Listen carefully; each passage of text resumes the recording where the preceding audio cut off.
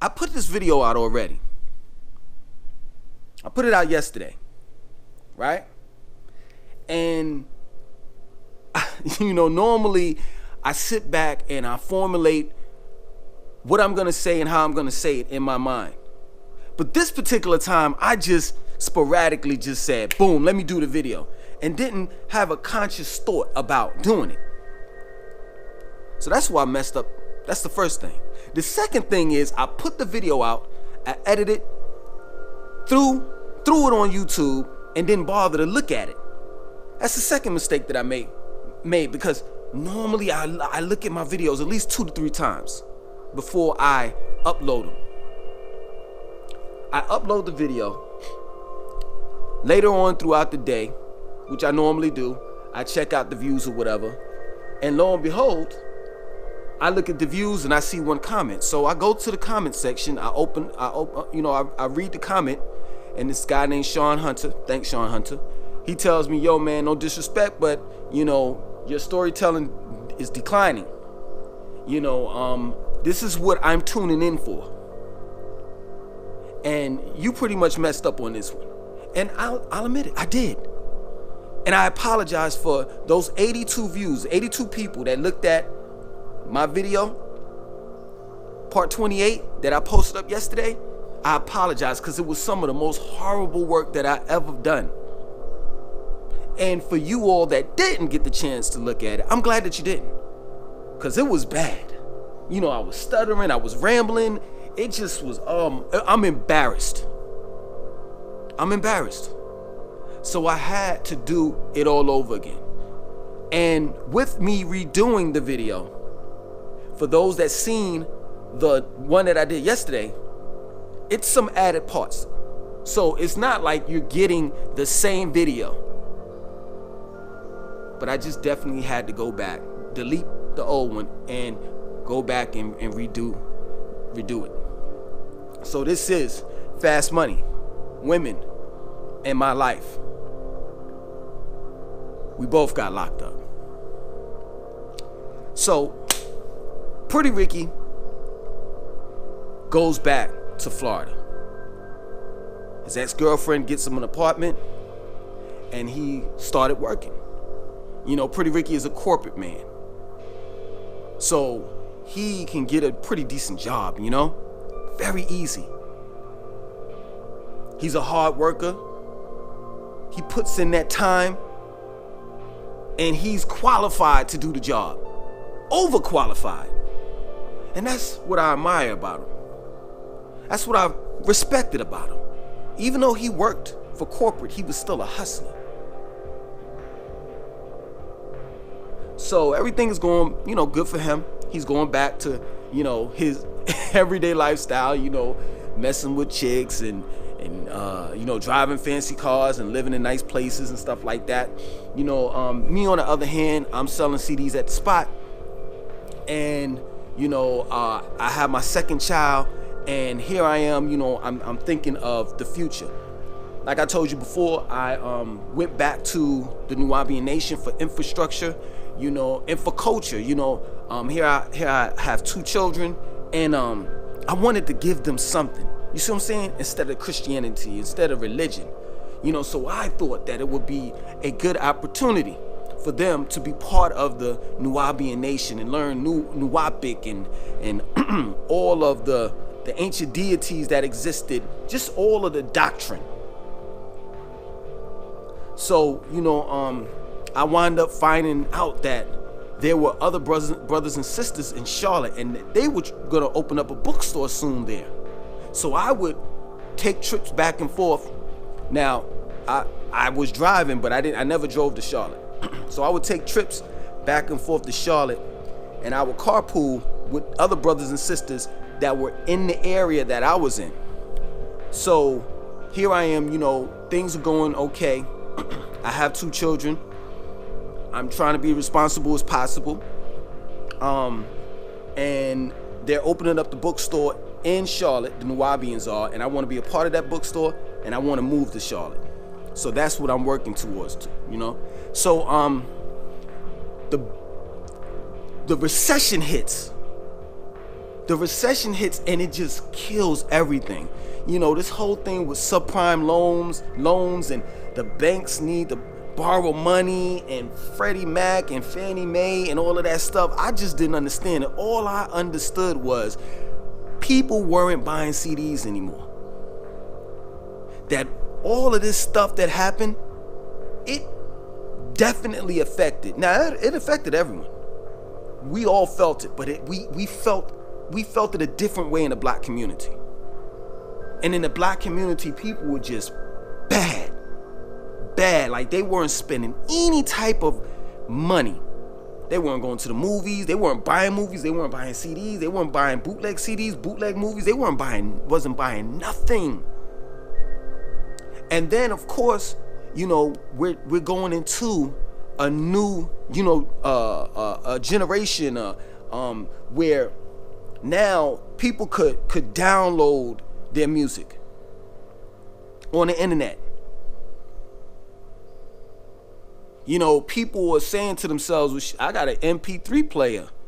I got an iPod. I have these different gadgets where I can just take my music, take the file that is, which the music is on, and upload it to my gadgets.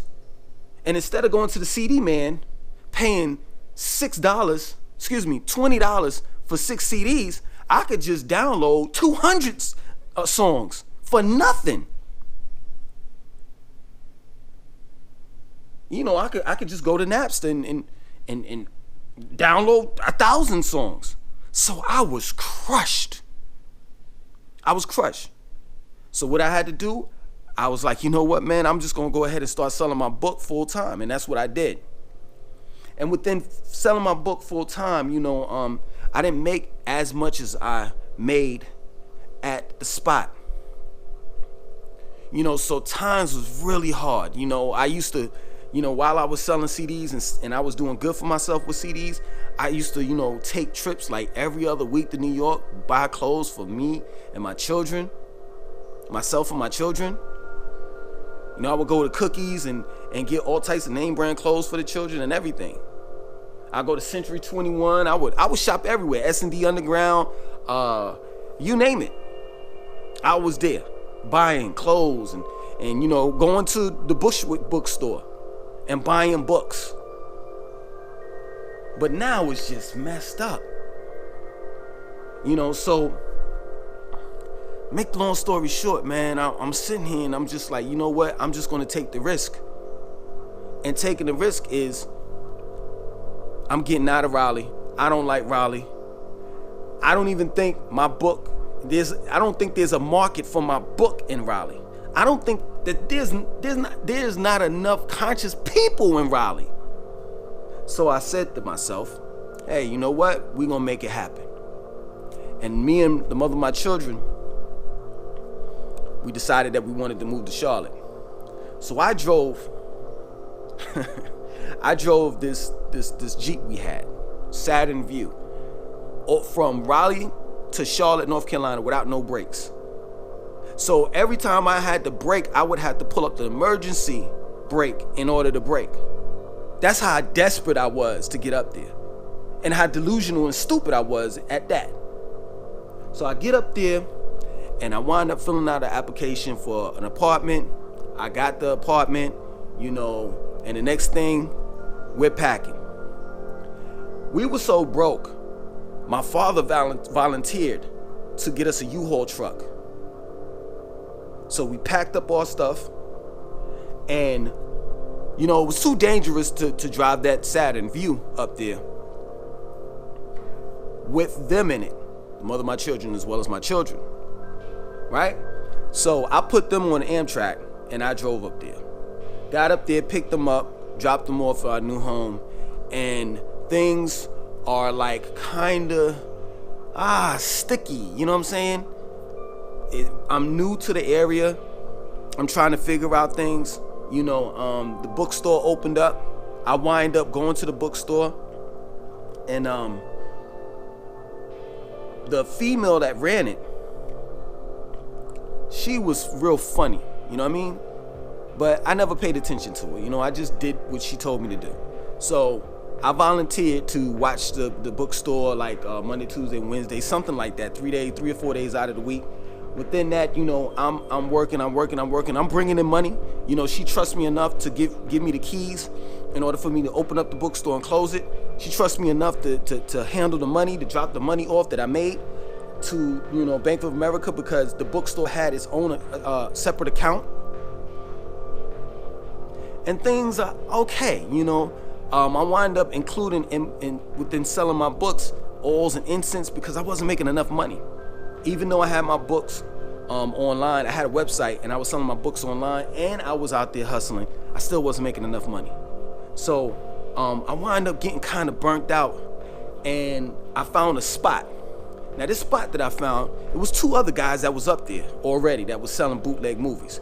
And it's crazy because one of the guys I began to get cool with, and he didn't like the other dude, and he said, yo, one day I pulled a knife on him, and I was like, yo, it got that hectic? He was like, yeah. So he had a van. I'm gonna call this guy T.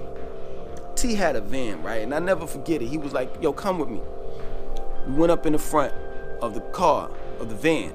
He opens up the glove compartment, and brand new baby 9 sitting right there. He's like, yo, you walk up on me again, it's a wrap for him. And I'm thinking like, yeah, this guy's kind of like, he's joking. You know what I'm saying? I'm not taking him serious, but then again I am, right? So here I am. I'm driving the Saturn View. We're making car payments on the Saturn View, and the plates are bad on the Saturn View. So to make the long story short, I walk outside one day and the Saturn View is not there. Of course, they caught up with us and they wound up taking the car. So we got another car, right? It was a Toyota, no, it's a Nissan Maxima, right? And I'm driving. I'm driving to the spot. I'm driving to Homecomings. I'm driving to Concord Mills, malls, Walmart parking lots, Target parking lots, any and everywhere that I can sell my books, my oils and incense. That's where I'm at. Wherever there's people at, that's where I'm at. And things is okay. I'm going to the bookstore Monday, Tuesday, and Wednesday, and things are all right.